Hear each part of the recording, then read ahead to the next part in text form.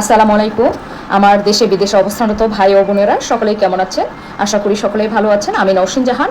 আজকে আমি যে বিষয়টার মাধ্যমে আপনাদের কাছে কিছু গুরুত্বপূর্ণ তথ্য তুলে ধরব সেটি হচ্ছে সম্মিলিত ইসলামী ব্যাংক নামে যে নবগঠিত ব্যাংক হয়েছে, 5টি ব্যাংক মিলিয়ে যে সরকারিকরণ করা হইল, আসলে এগুলো মার্চ থাকছে নাকি মার্চ থেকে বের হয়ে যাচ্ছে, বা এই ব্যাংকগুলোর সর্বশেষ আপডেট কি? তো এই সংক্রান্ত অনেকের তথ্য, অনেক প্রশ্ন আমার কাছে জানার ইচ্ছা। তো আমি আজকে যে তথ্যটি আপনাদেরকে জানাবো, আসলে এক্সিম ব্যাংক এবং এসআইবিএল, এটা এসআইবিএল এর যে পূর্ব পরিচালনা পর্ষদ ছিল, যেটাকে ভেঙে দেওয়া হয়েছে, এই পরিচালনা পর্ষদের সম্মানিত সদস্যরা এসআইবিএলকে তাদের হাতে ফিরিয়ে নেওয়ার জন্য তারা অলরেডি আবেদন করেছে।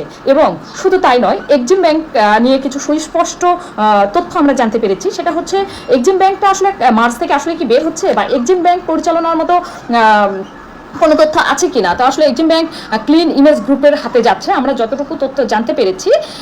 Chairman policy think and economic research centre Mohammad Majidul Haque বলেছেন, ব্যাংক খাতে আমানতকারীদের আস্থায় বড় ধরনের ধাক্কা দিয়েছে হেয়ার কাট সিদ্ধান্ত। নতুন উদ্যোগ তৈরি করেছে 18 ক ধারা। আসলে এই তারা যেটাই বলুক, এই 5টা ব্যাংকের প্রশাসক তারা জানতে পেরেছেন, বুঝতে পেরেছেন যে হেয়ার কাটের ফলে ব্যাংকগুলো কতটুকু ক্ষতির সম্মুখীন হয়েছে, ব্যাংকগুলোর প্রতি মানুষের আস্থা কতটা নষ্ট হয়েছে।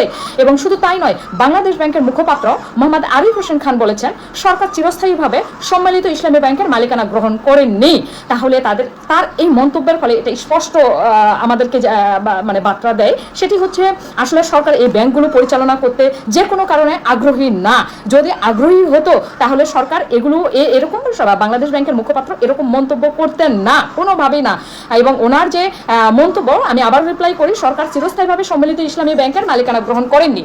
তো এটাতে স্পষ্ট প্রমাণ হয় যে সরকার আসলে যে কোনোভাবে এগুলোকে কার থেকে নামাইতে চায়। সরকার এগুলোকে বলার কথা মনে করতেছে।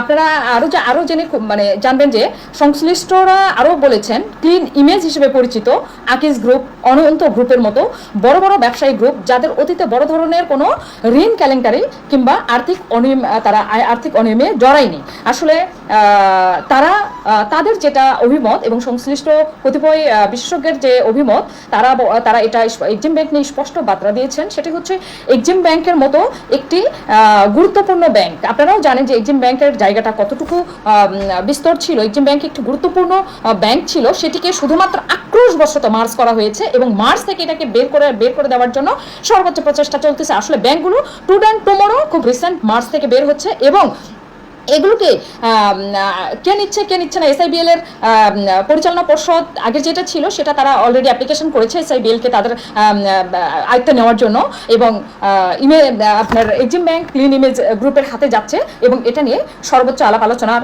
চলতেছে তাদের মধ্যে, আমরা যেটুকু তথ্য পেয়েছি। But first security bank, global bank, union bank, এই 3টি ব্যাংক কার হাতে যাচ্ছে, আদৌ এগুলোর ভবিষ্যৎ কি, এ সম্পর্কে আমরা কোনো তথ্য, বিশেষ করে আমি কোনো তথ্য পাইনি।